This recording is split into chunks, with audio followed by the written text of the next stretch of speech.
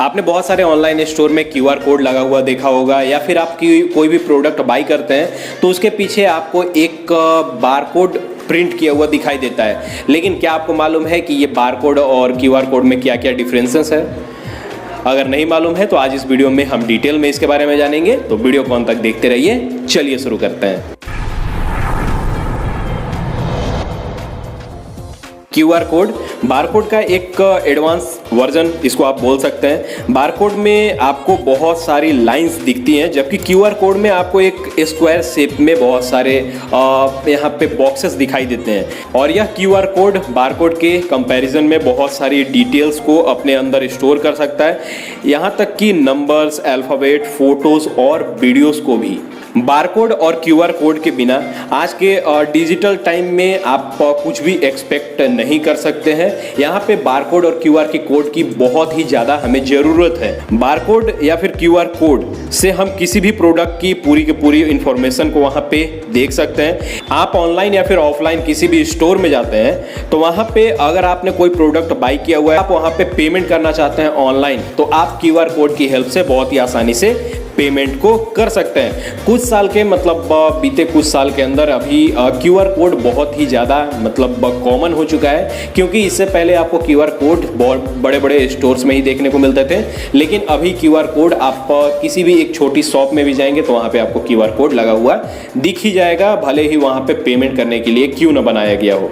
लेकिन अभी भी बहुत सारे लोग हैं जो कि क्यूआर कोड और बारकोड के बीच के डिफरेंसेस को नहीं समझ पाए हैं। तो इस वीडियो को देखकर आप पूरी की पूरी जानकारी को समझ जाएंगे। सबसे पहले यहाँ पे ये समझने की कोशिश करते हैं कि बारकोड क्या होता है, इसका यूसेज कहाँ पे होता है और बारकोड फर्स्ट टाइम कब यूज किया गया था। बारकोड का यूसेज जो है वो कॉमर्शियल यूसेज के लिए किया जाता है, जैसे कि किसी प्रोडक्ट के पीछे उसकी इंफॉर्मेशन को मेंशन करने के लिए किया जाता है। इसका यूज सबसे पहले 1974 में किया गया था।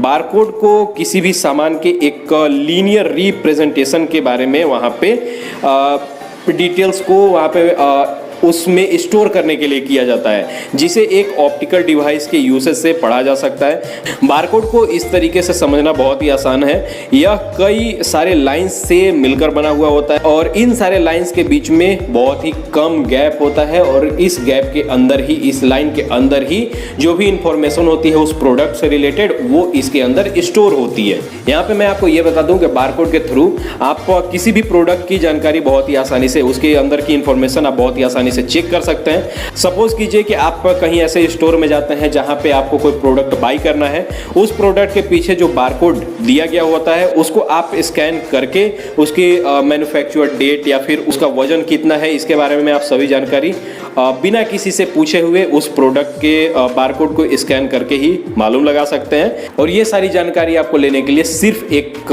बारकोड को स्कैन करना होगा। बारकोड स्कैन करने के लिए आपको बहुत सारी एप्लीकेशन एंड्रॉइड डिवाइस के लिए अभी प्ले स्टोर पे अवेलेबल है, जहां पे आप किसी को भी डाउनलोड करके और किसी भी बारकोड को स्कैन करके उस प्रोडक्ट की जो भी इंफॉर्मेशन है उसको बहुत ही आसानी से अपने मोबाइल पे भी चेक कर सकते हैं। अब यहाँ पे बात आती है कि क्यूआर कोड क्या होता है। क्यूआर कोड का फर्स्ट टाइम यूसेज कब हुआ था, इसके बारे में हम डिटेल में समझने की कोशिश करते हैं। क्यूआर कोड का पूरा नाम क्विक रिस्पॉन्स कोड है। एक्चुअली ये एक बारकोड का एडवांस वर्जन है। बारकोड में बहुत सारे आपको लाइंस दिखाई देती हैं, जबकि क्यूआर कोड में एक स्क्वायर शेप बना हुआ होता है। यह बारकोड के मुकाबले और भी ज़्यादा जो इन्फॉर्मेशन है उसको अपने अंदर स्टोर करके रख सकता है। जैसे कि कुछ भी अगर आप नंबर्स स्टोर करना चाहते हैं तो वो नंबर स्टोर कर सकते हैं। कुछ आप अल्फ़ाबेट या फिर फोटोज़, वीडियोज़, कहीं पे पासवर्ड वगैरह, इनफैक्ट अगर आप अपनी रिज्यूमे तक इस एक सिंपल सी बारकोड में क्रिएट करना चाहते हैं तो वो भी आप कर सकते हैं। अब आप अपना खुद का क्यूआर कोड कैसे बना सकते हैं, अगर इसके बारे में आपको जानकारी चाहिए तो डिस्क्रिप्शन में आप चेक कीजिएगा। मैंने अपनी एक वीडियो का लिंक दिया हुआ है जिसमें मैंने बताया हुआ है कि आप खुद से भी अपना क्यूआर कोड कैसे क्रिएट कर सकते हैं। क्यूआर कोड को 1994 में बनाया गया था। क्यूआर कोड को पहले ऑटोमोबाइल के कई पार्ट्स या फिर स्पेयर पार्ट को स्कैन करने के लिए बनाया जाता था। इसके थ्रू आप किसी भी पार्ट्स की जो इंफॉर्मेशन है उसको बहुत ही आसानी से ले सकते थे। क्यूआर कोड को आप ऐसे समझिए, मान लीजिए कि आप ये एक गिफ्ट बॉक्स है। अब इस गिफ्ट बॉक्स के अंदर क्या क्या भी मतलब है, इसके अंदर क्या क्या है वो तो ऊपर से दिखाई नहीं दे रहा है, लेकिन अगर इसके ऊपर लगा हुआ QR कोड अगर आप स्कैन करेंगे और उसमें डिटेल्स मेंशन की गई है, जैसे कि इस बॉक्स के अंदर फॉर एग्जांपल कि एक चाकू है, एक पेंसिल है या फिर कोई बॉक्स है, तो वो आपको उस QR कोड को स्कैन करके मालूम चल जाएगा।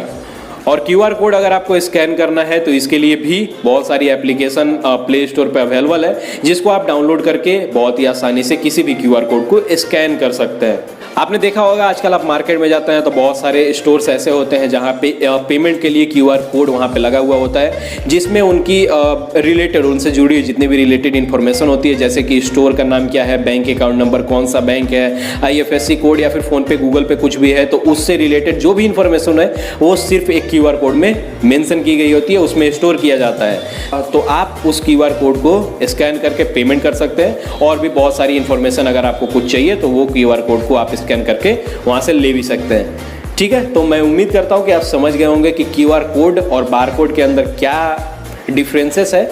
इस वीडियो को देखने के बाद आपकी सारी कन्फ्यूजन दूर हो गई होगी। तो फिलहाल आज की वीडियो में बस इतना ही। अगर आपको ये वीडियो पसंद आती है तो वीडियो को लाइक करें, कमेंट करें, शेयर करें, चैनल को सब्सक्राइब करें। मिलते हैं नेक्स्ट वीडियो में, तब तक के लिए बाय बाय, जय हिंद।